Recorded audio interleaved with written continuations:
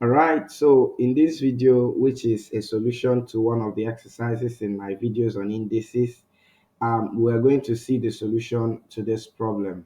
All right, so what are we going to do? You recall that this is initial equation in which you are expected to make some substitutions of some terms. Now you can see in this equation there is 2 raised to the power of 2x plus 3 and 2 raised to the power of x plus 3. So what can we do with that? So we can see that the term that we'll probably substitute will be 2 raised to the power of x. So we'll need to try to see how we can simplify our equation to now contain that term, right? So we're going to make use of some of the rules of indices. Now we know that this is going to give us that 3 into the bracket of course, we know that 2 raised to the power of x, 2x plus 3 is the same thing as this. 2 raised to the power of 2x multiplied by 2 raised to the power of 3. Why?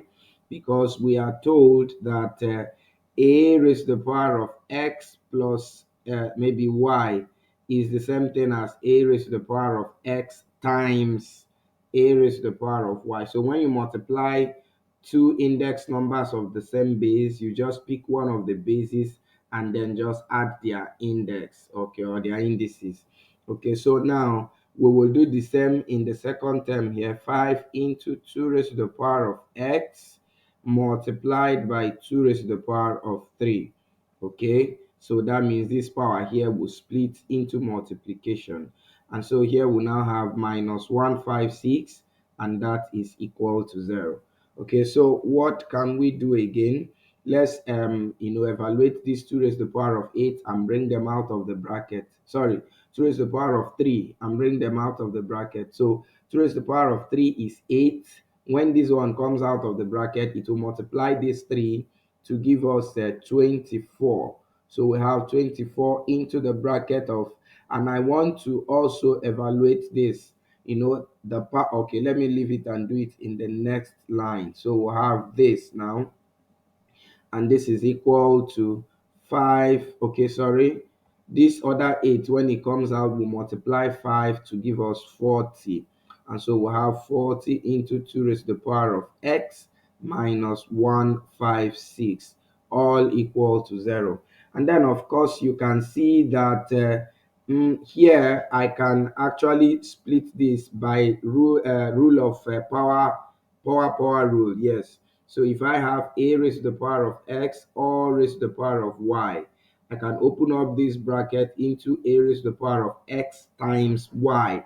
So this 2x is multiplying, the 2 is multiplying x, and I only want 2 raised to the power of x. So all I need to do is to bring out my 2 out of that bracket. Sorry. Okay, so if I do that, I'm going to have 24 into 2 raised to the power of x, all raised to the power of 2. Okay, remember the whole of this will come down.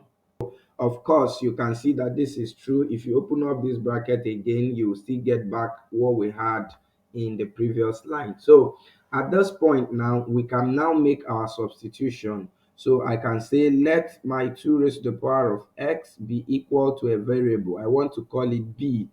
Okay, so if I do that, I'm going to have 24. If I put b here, I will have b raised to the power of 2, then minus 40 times b only, then minus 156 is equal to 0. Okay, now what happens here, you will see that we are now going to solve for b, and when we now get the value of b, we will now substitute into this equation to get the value of our x, which is required. Now you can see that there are common terms in this equation. Something can cancel out. 4 can divide through, not 8. So if 4 divides through here, we're going to have 6b squared. Okay, so we'll try to see if factorization will work. Remember that factorization says we should multiply our c and the coefficient of b squared, which is a. And so if we do 39 times 6, we are going to get 234. Sorry, yeah, 39 times 6, which is, remember, it to be negative. Okay, so We are looking for the two factors of 234 that will give us 10. And that's if we sum them, we'll get 10. And if we multiply, we get 234. Let's see.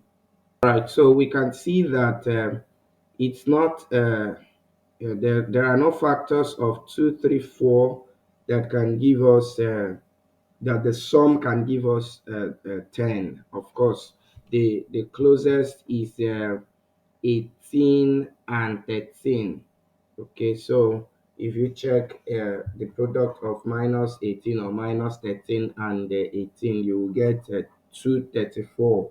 But that is not giving us, of course, is not producing, the sum is not going to give us 10. So what do you do?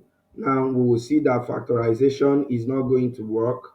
So we can try formula method. And remember our formula method, which says that our B, sorry that I used B, and in this formula I'm also going to write B. You recall that ordinarily it's X that should be here. So the formula itself says that, okay, so you can see that our A is the coefficient of B squared here. Remember that B squared is should have been X squared, our usual sign, okay, or alphabet. So this is going to be 6, and our B, which is the coefficient of B here, is negative 10, and finally our C is negative 39.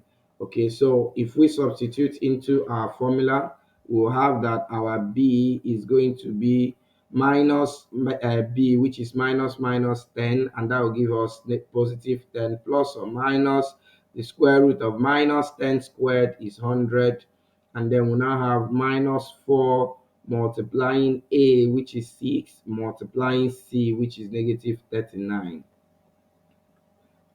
And of course that's all over 2 times 6, which is 12. Okay, so if we simplify what we have there, we are going to get 10 plus or minus the square root of, we are going to have 100 plus 936, okay, all over 12. And this is the same thing as 10 plus or minus, you can see that this is the square root of 1036, and you can see that that square root is not a perfect square root, and so it's going to give us all over 12. Okay, so now, so our B then is equal to 10 plus 32.919 all over 12, or 10 minus 32.9 all over 12. Of course, you know the second one is going to be negative, and our B cannot be negative, you know, because B already here is equal to 2 raised to the power of x, and since 2 raised to the power of x cannot be negative, so we'll take away that second option. So we're just going to make use of this B. So our B is finally going to be 42.19 all over 12. If we divide this, we are going to have approximately 3.5 as the value of our B. And so bringing it back into the equation I just showed us now. So here we are now going to have, let me do that here. Okay, so if we put it back into this equation, 2 raised to the power of x is equal to B, and we said that our B is equal to 3.5 approximately. So all we need to do to solve this is to bring in logarithm. So we take the log of both sides, which is log of this is equal to the log of 3.5, and so the x will come down to now give us x log 2 is equal to the log of 3.5. So finally, so we'll have the log of 3.5 all over the log of 2.